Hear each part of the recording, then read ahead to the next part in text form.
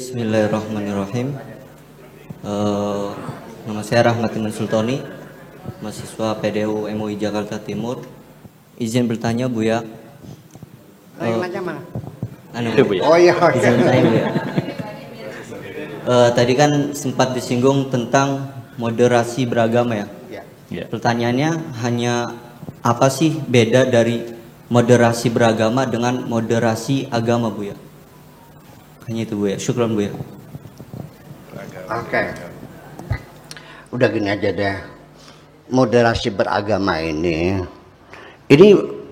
isu yang berkembang untuk membangun moderasi beragama, selalu penekanannya kepada toleransi. Betul nggak? Intoleran. Saya tidak butuh toleransi kok. Yang saya butuhkan adalah kesetaraan, bukan toleransi.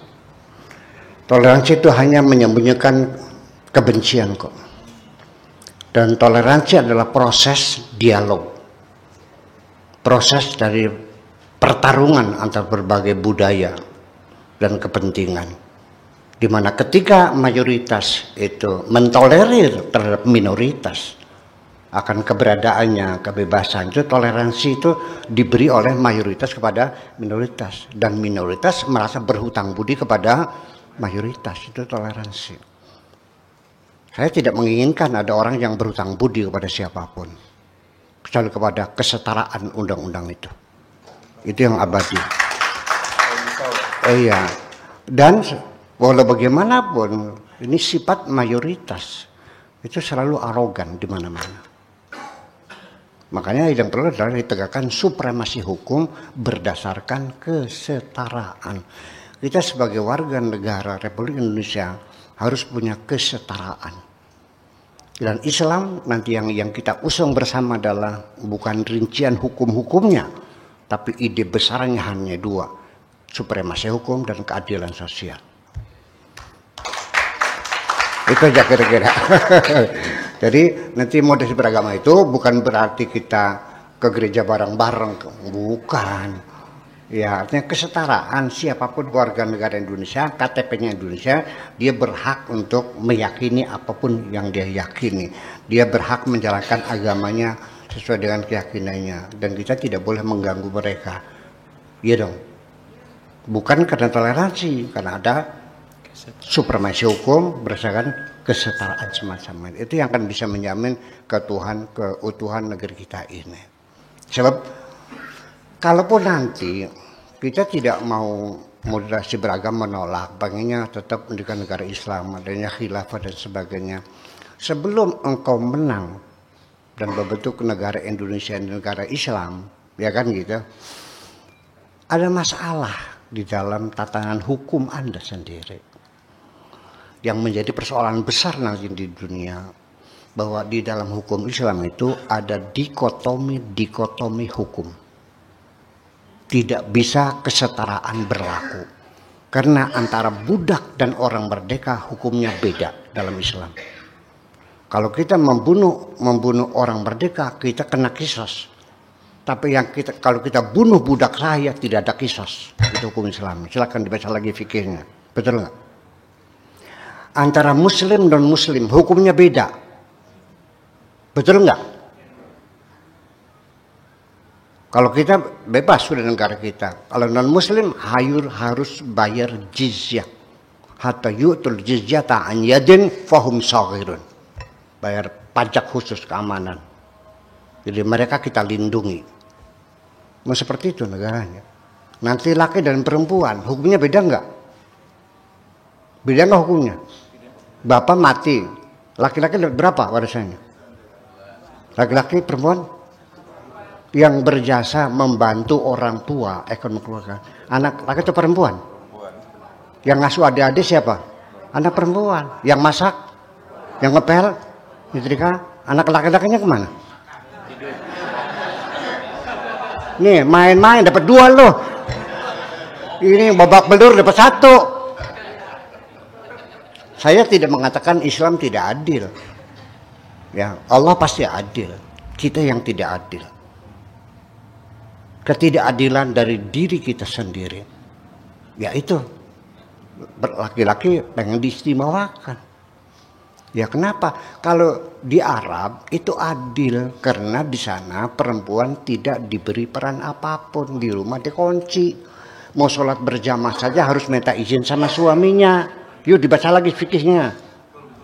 Betul nggak? Naik mobil nggak boleh, naik motor nggak boleh, keluar rumah nggak boleh, harus dengan muhrimnya.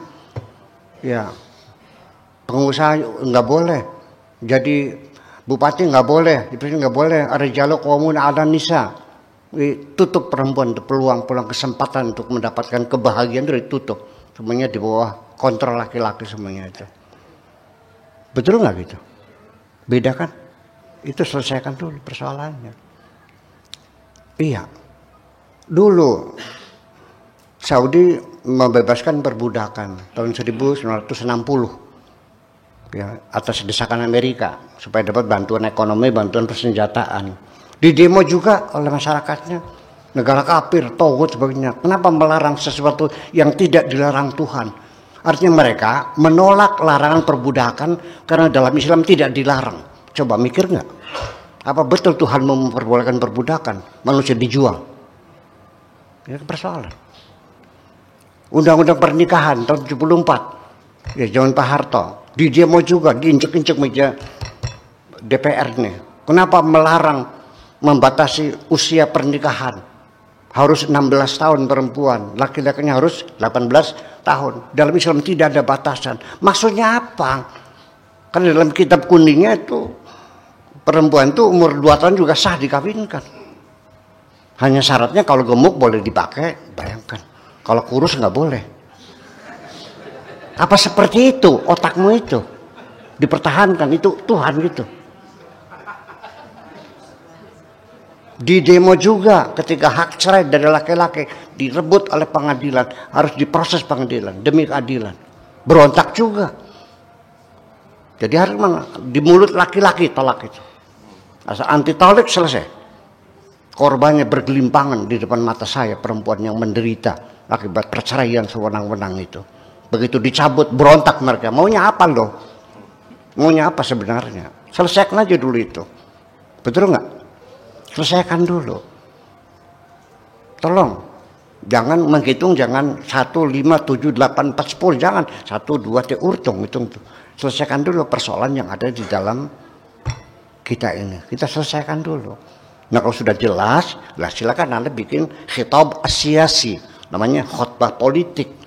Kalau saya menang, nanti pendidikannya begini, kemudian begini, keseniannya begini. Ya kan, perpajakannya begini. Hubungan luar negerinya begini, ekonominya, politiknya, tentaranya, budayanya, semuanya yang jelas ngomongnya. Jangan menyerahkan proposal mentah. Silakan kita buktikan dulu.